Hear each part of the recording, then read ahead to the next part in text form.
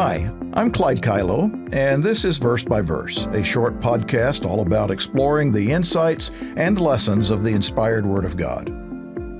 Today we're in the book of Psalms, chapter 104, which is entirely devoted to the author musing on the greatness of God. Toward the end of the chapter, in the next to last verse, verse 34, the author expresses his hope that, "May my meditation be sweet to him. I will be glad in the Lord." The word sweet in Hebrew means pleasant, pleasing, or pleasurable. So the contemporary English version reads, "I hope my thoughts will please you, because you're the one who makes me glad." I find that statement quite interesting to be inserted into this psalm because at first read it doesn't seem to fit. For 33 verses, he has been praising God and then suddenly switches to interject a personal reflection like, "I hope my meditation, my line of thinking is something God is really pleased with." But on further thought, I think it is something that can be instructive to us. Consider this. The author of this psalm obviously put a lot of time first into simply thinking about God. You can't write this much, this well, this descriptively, without giving it a lot of thought. He obviously considered, how can I describe all these many qualities of God? And then how can I turn those thoughts into words praising and honoring and worshiping Him? Verse after verse, he so beautifully and metaphorically describes many of God's qualities of power and incredible creativity, His kindness toward humanity and the rest of His creation, His wisdom and glory. So when he called it his meditation, that was exactly the correct word. Meditation is deep contemplation, musing, pondering, a concentrated, studied reflection on something. And what greater, deeper subject can we think about than God Himself?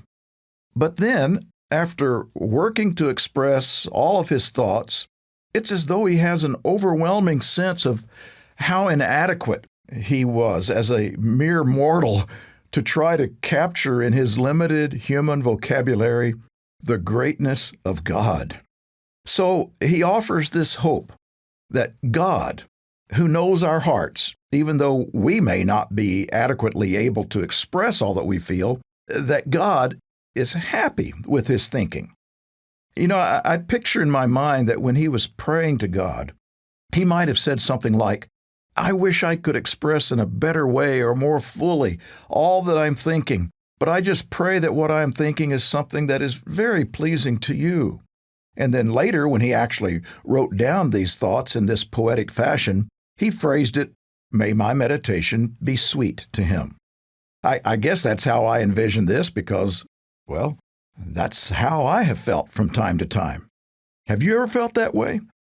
If you have ever spent any time at all reflecting on God's greatness, I suspect that you have had the sense from time to time that words just fail me. It's hard to express completely to God the awe that we sense for His magnificence, His glory. Well, what do you think God might feel at times like that? Times when He sees us thinking about Him, appreciating Him, expressing our love toward Him. Well, consider how often God must hear His name used in vain every minute of the day.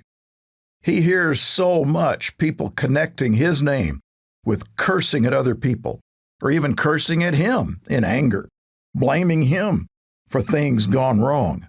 Or how often does He hear His name rendered meaningless with what is really a rude cliche that I won't even dignify except by its initials, OMG. What's your name? How would you feel if it was your name that you were hearing on the lips of millions of people every day as they cursed or used you as a shallow type of epithet? The almighty holy God of the universe deserves more than that.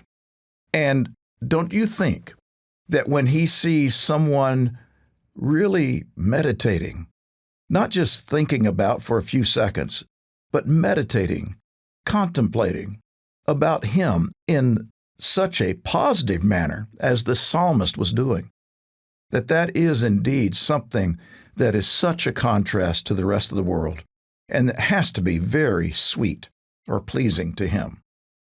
Meaningful meditation is one of the great ways of giving God the honor and respect due His name. Well, this is one of the great lessons that I pull not only from this chapter, but from this one verse, that in putting ourselves in an environment of quiet, uninterrupted time where we focus and concentrate and just think deeply about God, that's so important. And it's also natural during those times to talk with Him about what we're thinking, to praise and honor Him. And like the psalmist, even though we may feel inadequate to completely express all that we feel, I think we can be sure that such meditation is something very sweet and pleasing to our God. Verse by Verse is a companion podcast to the Daily Bible Verse blog, which you can find on the Life, Hope, and Truth Learning Center. Check out the show notes for more.